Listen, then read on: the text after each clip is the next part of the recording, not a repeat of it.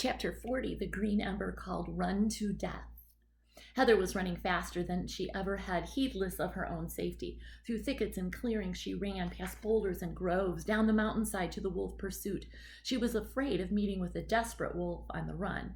She was afraid of being struck down by a confused, frightened soldier from her own side. She was afraid she would lose her footing and be injured or fall over a cliff. But she ran on, pounding the ground, flying through the air in great galloping leaps. Time was her greatest enemy now, and had for allies 1,000 other perils. Could she make it to any rabbits she knew? If she did, would they listen to her? If they listened, could they do anything in time to help? Pickett would soon be miles away. His path to Jupiter's Crossing lay on the other side of Cloud Mountain, down paths she didn't know and neither of them had ever seen. She knew he'd studied the maps, but could she be sure he knew enough to find his way? Something told her he would. As Helmer had said, Pickett had a keen mind for figuring out distances, speeds, and the shortest route. He was always good at that in their game of star seek, and now he would need it to catch up to Smalls. If his greatest weakness was fear of heights, his greatest strength was calculation. But he was going in a different direction. She was on somewhat familiar ground, had traveled this way before. The pursuit of the fleeing wolves was back toward Deckard's Landing. That felt so long ago. She crossed a wide ditch with a big leap and landed on the other side, resuming her pursuit. She was going downhill, and the speeds she reached were exhilarating. She was, in a strange way, almost happy. She'd forgotten what wild joy filled her when she ran, how alive she felt. She powered on. In a few minutes, she came to her first sign of trouble. She saw the displaced nature that was a clear sign of a struggle and caught sight of a wounded rabbit. She slid to a stop and ran to him. "Are you okay?" "I'll make it," the rabbit soldier said through gritted teeth. Heather doubted this. He was very weak. She had to make a quick decision. The fate of the king's heir rested partly with her. But how could she leave a wounded soldier to die?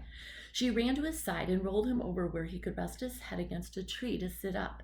His side was slashed with a blade, and his shoulder was torn from a vicious bite. She saw his tunic, a blood-red moon crossed with spears.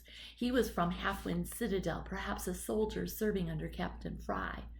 She tore at his tunic and bandaged his shoulder. She wished Emma were there, but she did her best, and it seemed to help. She called out as loud as she could, "Help! Wounded! Here!" Then she looked back at the soldier. His eyes were losing focus. "Stay with me," she said, shaking his face gently. He awoke and looked at her. "What's your name?" she asked. "Joe Shanks," he said, and he coughed. "Okay, Joe, you've got to hang on, all right? Help's coming. My name's Heather, and I've stopped the bleeding. You'll be okay. Just sit tight." "Why are you helping me? You're a long treader. The wolves. Well, you betrayed us." "No, sir," she said. "Never. But I must leave you now, and I'm sorry. But be strong. Today we strike a blow against our enemies." He smiled, a half-confused smile. She cried out for help once more, then took off in her mad, heedless dash down the mountain. In a few minutes she heard noises, bad noises. She slowed and headed for the sounds she feared. She crept through stony ground, the rocky floor of a series of stony outcroppings. She stepped over rocks the size of her head and bigger. As she got closer, she could distinguish the sounds. A pack of well-armed wolves was descending on a knot of rabbits. She saw Helmer at the head of them, shoulder to shoulder with Uncle Wilfred. They were outnumbered. There were 7 wolves and only 5 rabbits. This was desperate. She'd reached the vanguard of the pursuit, and they, in their courageous charge, had outrun their fellows so far that they had become the quarry as the fleeing wolves turned to fight back. "Hold your lines," shouted Helmer. "The pursuit is nearly here. Be bold and do your worst." It's a picture. She made a hasty plan and bolted up above the skirmish and located several large rocks and gathered together them quickly. She could hear the wolves growling as they attacked.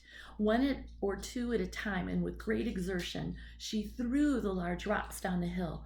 The rocks crashed down, could collide with the foe or a friend, but that was a risk she had to take. She wanted the sound of the rocks falling. She thrashed around in the wood, making as much noise as possible, stomping and shouting out, "There they are! Pursue the wolves, soldiers! Charge them, companies A and B! Attack!" She tried to sound fierce, pitching her voice low and adding all the menace she could. To this frantic ruse, she lent her own life, charging down into the middle of the wolves. Most of the wolves were withdrawing, turning to flee based on the deceptive sound. Some were in the throes of battle, and nothing could carry them away. She ran near the hottest part of the battle on the hillside just above. 2 wolves were poised over a wounded Helmer, though he gritted his teeth and lashed out with his knife. His sword was several yards away.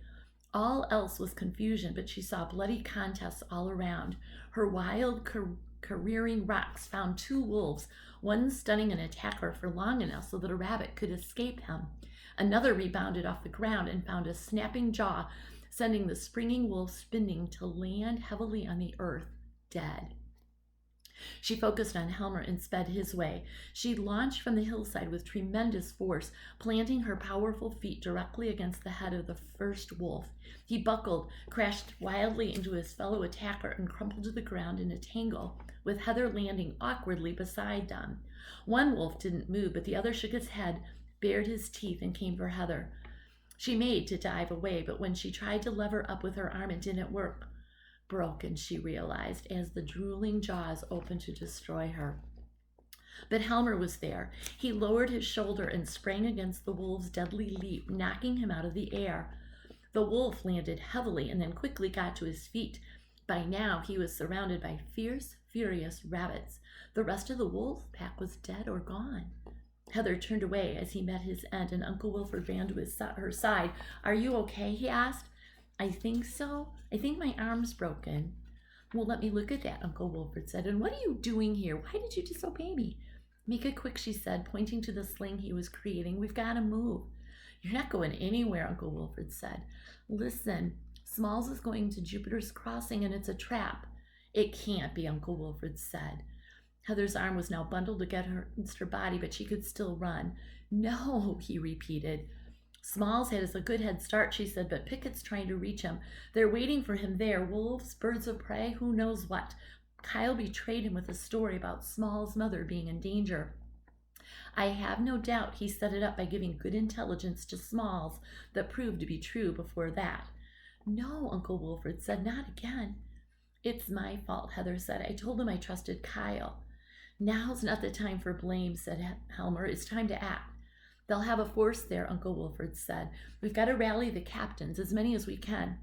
"Rake's got the horn," Helmer said. "Well, you go for Rake," said Uncle Wilfred, "and I'll run for Jupiter's Crossing and pick up whoever I can along the way." "Agreed," said Helmer. He clasped hands with Uncle Wilfred and ran off. Uncle Wilfred turned to Heather. "And you'll go back to—" "I can't leave Pickett," she shouted. "I'm coming with you." "You'll go back and rally whoever else you can from Cloud Mountain."